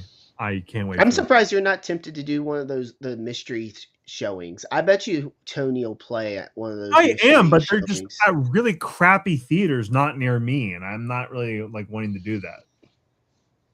That's the only reason I don't do them. Then Spa Weekend, no interest in that. Any interest in that? It's a comedy. Nope. Spider-Man. Like I said, Spider-Man Odyssey. I mean, I can see why August is such a crappy month. It's usually pretty bad in Or general. Mutiny, But that new Jason Statham movie. oh, actually, I will see that. That looks so much fun. It looks like it's a more serious movie, though. Looks Mutiny great. looks more serious. It looks great. Then August 28th, Coyote versus Acme. Then we have Buddy, which was a Sundance horror film. Dog Stars, Cliffhanger. Kind of a big weekend for movies that people are not looking forward to. Typical end of August right there. That's your typical. Yeah. I got that. The thing is like Coyote versus Acme, I could do because the thing is there's nothing really to like look forward to really on that one. Like with Cliffhanger, I gotta watch the first one before I go to this one. Like I gotta do that. Dog Stars looks terrible. I'm just probably not gonna see it. So unless the reviews are like outstanding, but yeah, I'll probably give this one a shot like on streaming, but I won't go to the theaters to see it. Then also Finding Emily and Idiots. Idiots is a comedy. Dave Franco. It's supposed to be good. That was a Sundance movie and South by movie. Finding Emily, which is a new rom-com, right up my alley. I'll be seeing that as well. So that's August. Let's go all the way up to September. Call me when Fall 2, Dead Point. Did you watch Fall 1? Nope, but I saw the trailer to that. Looks terrible. The person fell. Yeah. Okay, this one's I'm actually interested. September 4th, By Any Means. It's a Mark Wahlberg movie.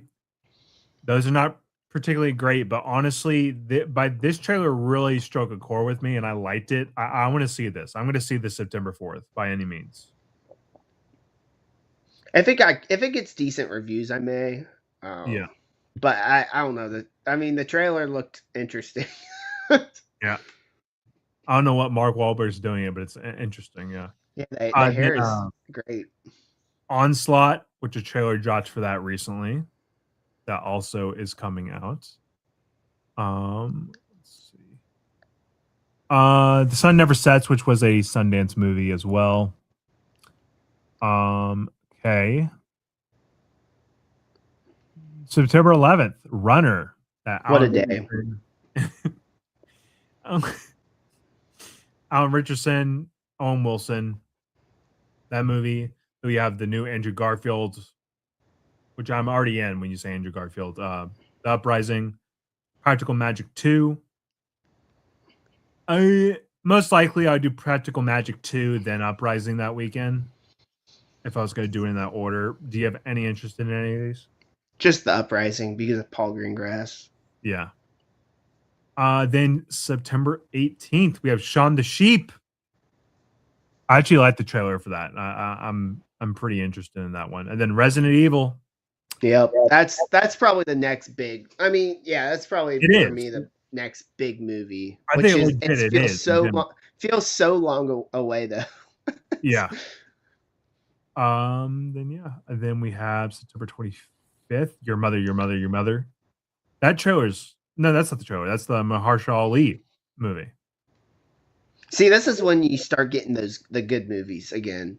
Yeah. After that first 2 weeks of September, it's starting to get into This may have a chance to have some Oscar buzz. Yeah.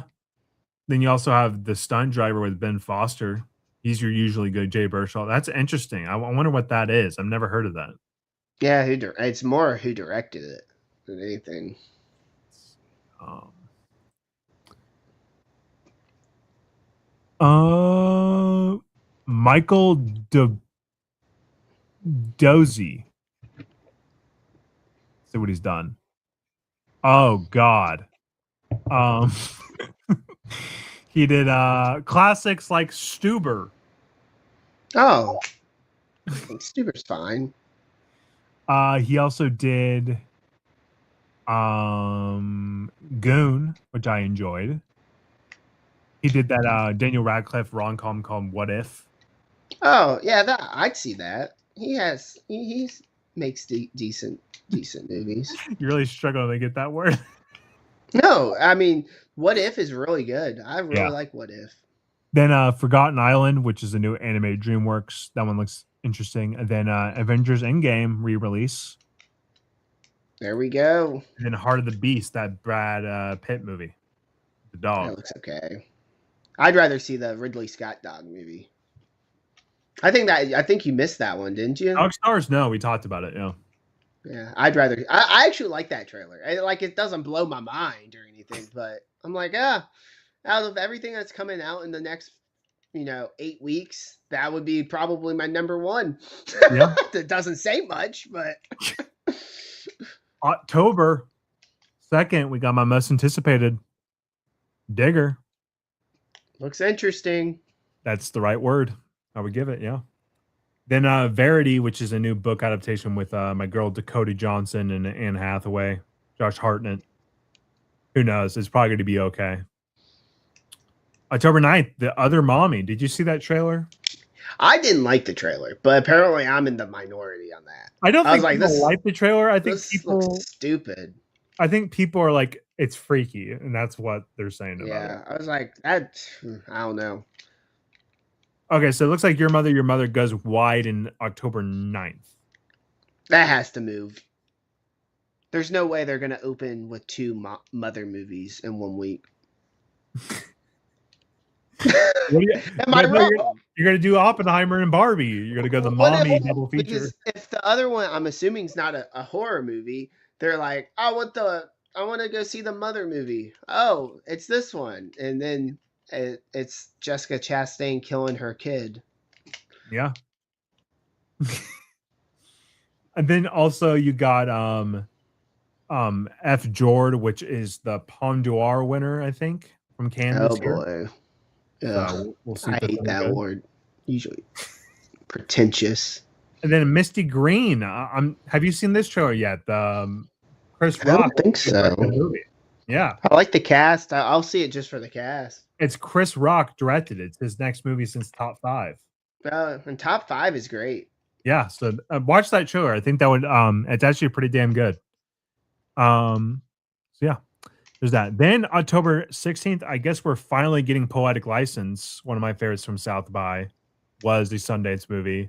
Maud Apatow's first directed movie. I actually really like that movie. So yeah, because that came out at TIFF last year. Yeah. I really like this movie. I want to rewatch. It's always interesting that it took a year for it to get released. Yeah. But I've heard it's really good. It is good. So. As someone that's seen it, it's good. Then something I'm actually excited for because the trailer, Street Fighter, man. It looks fun as fuck. Yeah.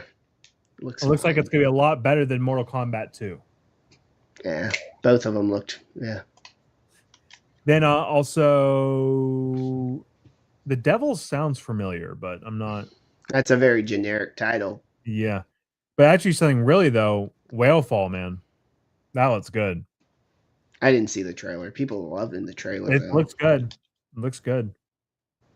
And then also Sense and Sensibility. I will not be seeing that in theaters. Those drama romance period pieces are just not for me.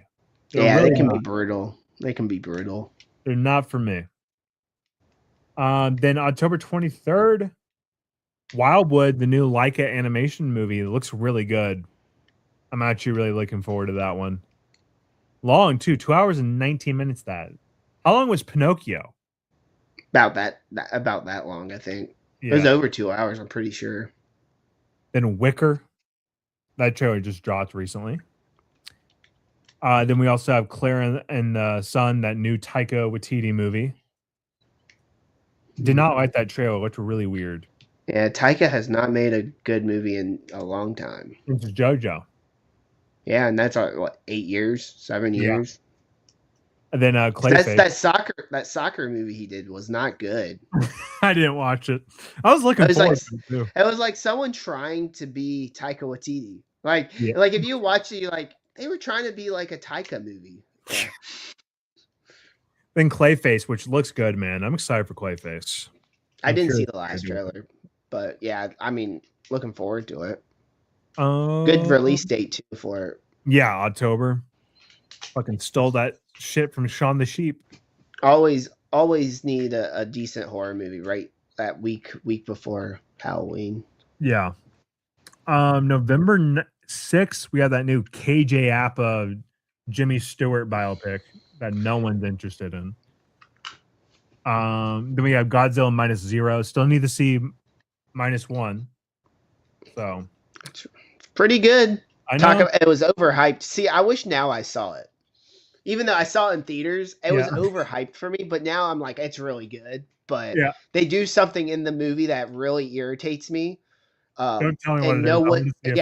And no one complained about it. I'm like, if they did this in a Marvel or a big budget movie, people would be ripping this movie apart. But no one ever. Let's see if when I watch it. Let's see if I. It's pretty obvious. Wild Horse 9, the new Mark McDonagh movie. Really looking forward to this one. That looks so good. It does.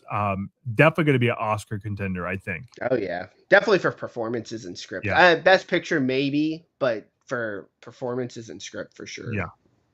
Also the Cat in the Hat movie. It looks like it's limited, not November 6th. I think that's wrong. That's going to come out all worldwide. Yeah, maybe. Then Zach, I know you'll be here day one. Angry Birds 10-year anniversary. Heck yeah. One I'm really looking forward to after the trailer. I play Rocky, man. This looks so good. Right up my alley. I love Rocky. Got a Creed poster hanging up in my room. I just love the franchise. So yeah, I'm so excited for this. Then Paper Tiger, which is one I had on my list. It has a good cast. Adam Driver, Scarlett Johansson, Miles Teller. Great cast. Was in the festival circuit, so I'm looking forward to that one. Then Ebenezer, the Johnny Depp movie. Don't want to see. Did they release a trailer? It's I didn't see it. Barely a trailer. Okay. And then the Great Beyond. It's a good release date for it though, because if it doesn't do very well in theaters, they can throw it on streaming and it'll do very well for Christmas. Yeah. Or the opposite, it does really well in theaters and it stays in until Christmas. Then The Great Beyond, which I think got pushed now, if I'm not wrong. Is that the sequel to Sausage Party? No. That's what the movie's about. I should have my Sausage Party movie poster behind me. Oh no! And if you think I'm kidding, I can go grab it for you. No, it's framed up and everything. I'll grab it. No, no, no, absolutely not. I fail.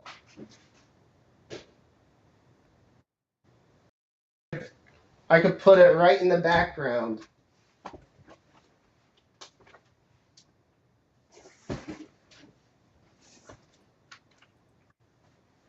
Absolutely not, Zach. Look at that. It's beautiful. Oh, it's beautiful. What's the thing behind you? It looks like Tom Cruise, the top of his head. Who's that? What the? That's the sword. Oh, no, is that Ray? Oh, yeah, Ray, and I have Bill Murray over there. Oh, okay. Oh, that's Lost in Translation. Is this like your office area now? Yeah. Yeah. Okay. Continuing our list. Wait, what the hell? We did this. There we go. Okay. Then what I'm really looking forward to, Hunger Games: Sunrise and Reaping. Very excited for this. But also I play Rocky Goes Wide, so hopefully I get to see it that November 13th first. Doubt it. What do you mean doubt it? It's probably not going to play near you. Can we not speak that into existence? I said hope. I mean, we know it's like me saying it's going to play here November 13th. We only have one movie theater. I'm definitely for sure going to see Hunger Games first before I see that, because Hunger Games, I read the book and I'm really excited for, but still. Then November 25th, we have Hexed, new animated Disney movie. We also have Hershey, the Hershey biopic movie. Hershey? Yeah, like Hershey's chocolate. Yeah. And then we have Fucker-in-Law. Yeah. I actually need to rewatch those movies before that. Do you, though? Yes, I do, because I actually like those movies. When was the last time you watched one? When Little Fockers came out. In 2011? Yeah. Yeah, they haven't aged well.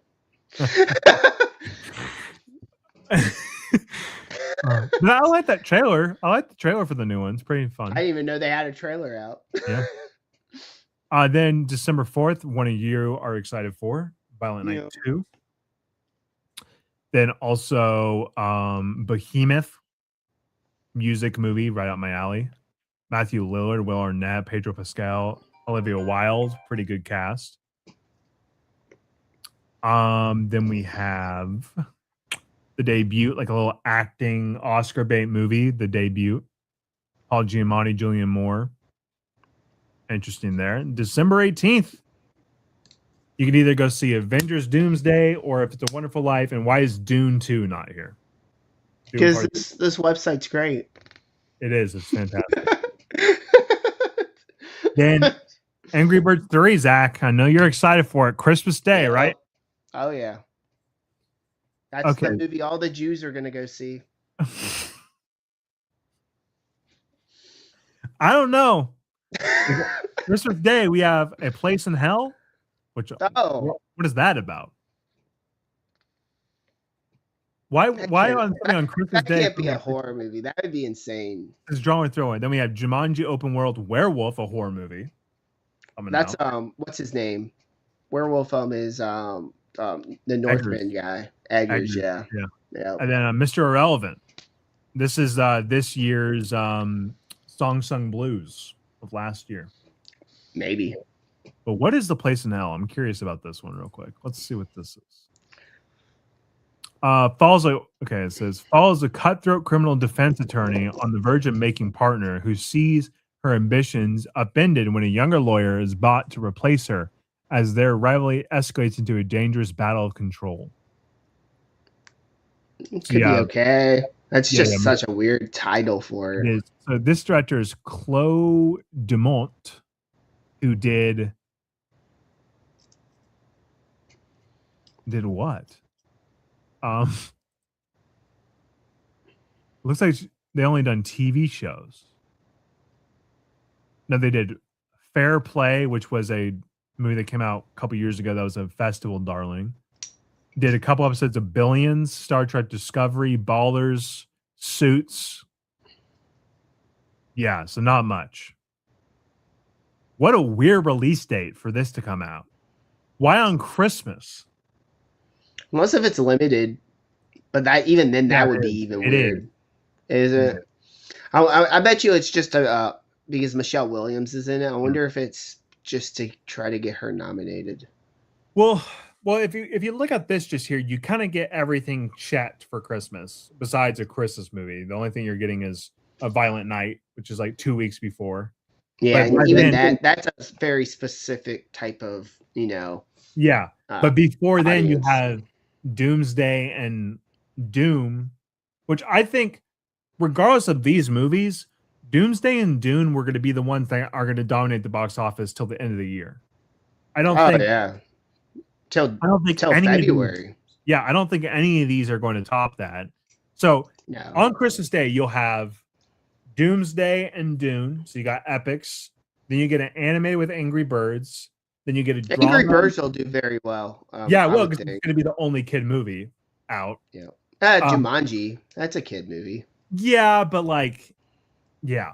Jumanji will do pretty decent. Werewolf will, with the people that I know who Eggers is and weird horror people that like to watch horror movies on Christmas.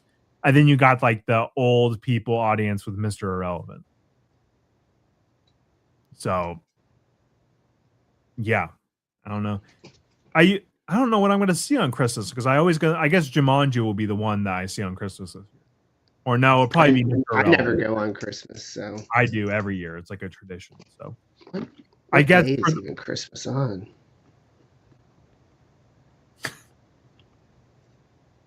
don't know. I'm scrolling the wrong way. It's on a Friday. Friday, It's okay. Friday. So I get Thursday and Friday off. That's great. Do you only get 2 days off for Christmas? Yeah, Christmas Eve and Christmas Day. That's it? Mm-hmm. Wow. Then I only get New Year's Eve or New Year's Day off. I don't get New Year's Eve off. But I mean, the days are so dead. I don't do anything. But, yeah, but what about like you're gonna have to drive to your parents though, won't you? well, I see Doomsday on the 17th. Do you have your tickets for that, by the way? Yeah, I have to drive an hour away to see it. Because there's in a small town. Well, one theater it is, but they don't have assigned seating. Oh yeah. Screw that. I'd rather drive the extra 20 minutes and know I'm gonna sit in the middle or whatever. Yeah. Yeah. But yeah, the 17th, 18th. I'll leave sometime that weekend. I think I have a marathon I'm running the day after Doomsday. But I'm not sure. Okay. Last but not least, I'm gonna pull up our letterboxes again and look at our most anticipated to see if we're missing anything. I still haven't seen R.I.P.D. whatever that fucking movie is with Ben Affleck. Oh, Rip? Rip? I still haven't seen it. Eventually I'll get to it. I'm gonna have to rewatch my favorite Christmas movie with Ben Affleck this year again too. Oh, good news! My marathon's December 12th, not okay. that. It was the weekend before. Okay, so I'll give me a heart attack. Okay, so so I didn't even mention some of these. We have still this year. We have Madden. That wasn't on there. Yeah, Madden. We also had The Social Reckoning as well. The sequel to The Social Network, which feels disgusting. That looks great. That trailer looked great to me. I thought that trailer looked fantastic. The Social Network's one of my favorite movies of all time. I'm scared. I'm apprehensive. Use all the synonyms. It's okay. Then we got Pete, which is the new Molly Gordon movie, A24. The likelihood of that coming out this year is very slim. But it's on my list. Then we also have Paper Tiger, we already mentioned. We have Artificial, which I think with Luca and Andrew Garfield, that's been in a whole thing. So that's probably not going to come out this year. No, it just got from Neon, I thought. It did, but is it going to come out this year, though? Probably. It's done. Yeah. We'll see. And then also Cry to Heaven, the new Tom Ford movie with Adele and Nicholas Hoult and Noah Taylor-Johnson. Nothing about that one either. Let me go to your list real quick to see if you have any listed, because you usually have more listed than me. Yeah, I have a bunch on there, I think.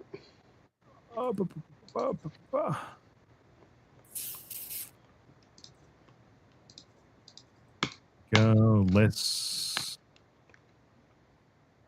20 most anticipated 2026. Okay, so what do you have left? So out of your top 10, you have Doomsday left, Dune 2, Hunger Games, Remain, which the Shyamalan movie, which I don't think is coming out, is it? Yeah, that got delayed. I think it's February now.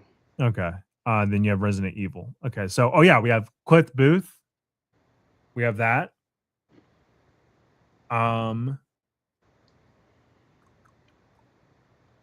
Cut Off, which I don't know what that's the Jonah Hill movie, so nothing with that. Yeah, I don't think that's ever going to come out.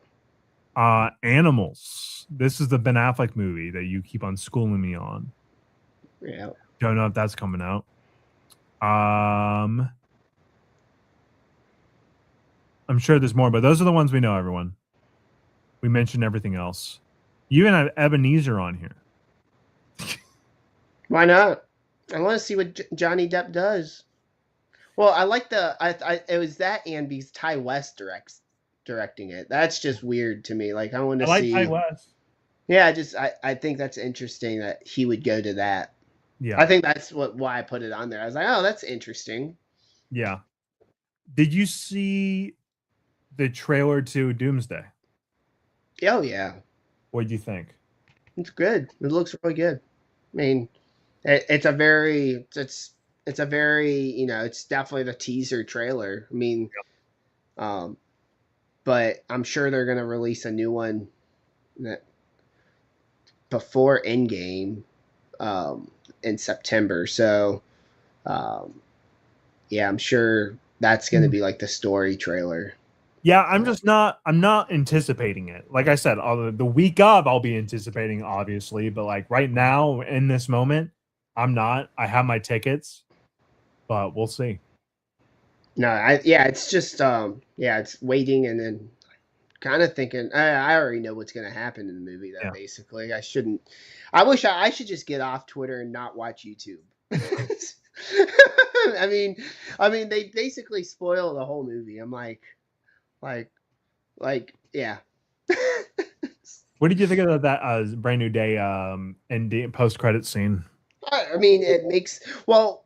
So the voice on that app isn't that Toby Maguire? No, that's Ned. You sure? Yeah, it's God, Ned. it sounds just like Toby. It's like an AI Ned voice. Yeah, it sounds very Toby like. But no, I mean, I heard that the post credit scene wasn't anything crazy, which I thought that was a good post credit scene. I mean, Yeah. it just shows you what's Toby's coming or Garfield, but I'm pretty sure it's Toby. I think it's just Spider-Man being in a new location, being in Battle World. No, there's two of them. That's two. It's showing two different But Spider-Man. that's the thing, though. So in the movie itself, when it shows Punisher tracking him, it shows multiple dots at once when he's moving. Maybe, yeah. Only thing is, we know Toby's in Doomsday. Yeah. Why not Garfield? He's the best Spider-Man. Because Toby was on set. Because Twitter is so great. But there's no lead up to Doomsday. You better be worried. There isn't really a lead up, but I mean, like everyone else says, was there a lead up to any villain in any other movie? that's the thing. The people that are complaining about these things care about it. I'm at the point where I don't care about it anymore. Like, so I'm not complaining. I'm just like, I'll see it when I see it. That's where I'm at. It takes 5 minutes to introduce a character. It does. And someone brought up a good point. 3 hours long. Is like how Infinity War did Thanos. Like, I think it was Feige said, like we did not. Yeah, people hated that response. I was like, yeah, that's exactly what I've been saying. That's the truth. That's exactly what happened, though. Like they showed him in a chair, then they showed him not even his face with his arm getting the gauntlet, and that was it. Then you see that's a terrible post-credit scene for Age of Ultron. Him just saying he'll do it himself. What does that mean? That's a stupid post-credit scene. I mean, it's so stupid. I'll do it. I mean, yeah, and I mean, different actors playing him in the Avengers. Yeah. So I mean, he looks terrible in that movie too. He's all purple. Yeah. Okay. Let me ask you this: when Doomsday ends and we're in this new battle world of what people are speculating, do you think Doomsday will still be the villain of Secret Wars, or do you think it'll be a completely different situation because we're in a new world? I think it's still Doom. Doom's still going to be the villain because they want Doom versus Iron Man. You know that's coming in Secret Wars. So you think they're also with doing this? They're also going to bring back Iron Man. You think so? Oh yeah, not in Doomsday, but in Secret Wars. And what if it's Tom Cruise Iron Man? No, I hope it's not that. If they were going to do that in Doctor Strange Multiverse of Madness. That was not a good movie. I You like it. like It's that fun. thing. It's a lot of fun. I love Sam Raimi though. Did you buy It's any new Criterions during the sale? no, I didn't buy any. There, I mean, there's nothing out there I was like I needed. Yeah, I bought the Spike Lees. I bought Do the Right Thing and Malcolm X, Yeah, I already own those. and I bought a HUD, the first Paul Newman Criterion. Okay. Yeah, I didn't. A lot of them I can see somewhere else. So I'm like, if I don't have to spend $20 for a movie, I'll just do it that way. If I really like it, I can go, buy the Criterion later. Do you have any video stores where you are? No, I haven't had one in a long time. They've gotten expensive. Like Yeah, just like buying them like secondhand, it's gotten too expensive. I'm like, I just rather buy them new or wait until they go on sale. That's what I've always done. So is that how you shop for Blu-rays now? You just go on Amazon and wait for sales? Yeah, it's how I've done it for since COVID because Best Buy doesn't sell them or anything. So yeah, I just go on Amazon. I'll look at Blu-rays.com and see if there's any deals, and there usually isn't. And yeah, like I did finally buy Thunderbolts because for some reason, Brand New Day made me really want to rewatch Thunderbolts. Because Thunderbolts is a good movie. Oh, it's fantastic. I would rank Thunderbolts above Brand New Day. I think because Spider-Man has had a bigger impact on me in my life, I think I enjoy it a little bit more, but not by much because I really do like Thunderbolts. Elena in that movie is so good. I mean, And in this movie. Yeah. Well, that's weird. The first time I saw it, I don't like her first scene, but the second scene is fantastic. Yeah.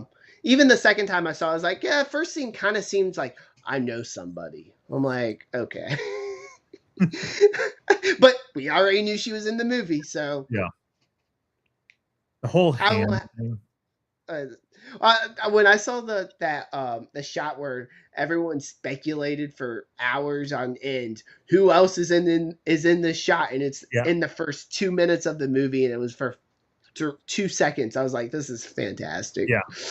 The montage, I wish we got to see those superheroes, I mean, those villains a little bit more, but it was cool, that montage overall. It was just yeah, it's a good way to do it. I mean, yeah. It shows the years because they had to show all the years from when No Way Home ended, they were going into college to the point where the movie currently is when they're out of college. So you had to show all that. Who knows? You could have been fighting those villains for a year. We don't know. Yep. Yeah, it's a very good way, and it shows. That's what the thing with montages, they work so well. I mean, just because it's kind of easy backstory. Yeah. If done well, which a lot of times they're done decent. Yeah. Because, there was a lot of lead into this movie. There wasn't much,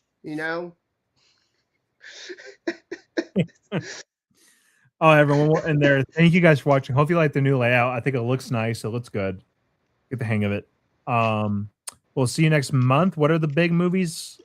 Is there anything for August? Spider-Man and Odyssey. So I guess we'll come back with older movies and One Night Only. Yeah, I may see that if it gets good reviews. Really? You seen that movie? The only thing is, I've seen the trailer 1,000 times. I just think Monica Barbaro is ungodly hot. That's the main reason. Like the director. I mean, he's made, Easy A's a really good movie. Any But You is fine. I think he has a couple others that are fine. Yeah. But Easy A is that good where I'm like, maybe he has another, banger out there. What I've been hearing from it is I've been hearing it's good. That's what I've been hearing, but like nothing passionate. And I like this genre of movie, so therefore, like it might shoot up as I really like it. Might be one of those things.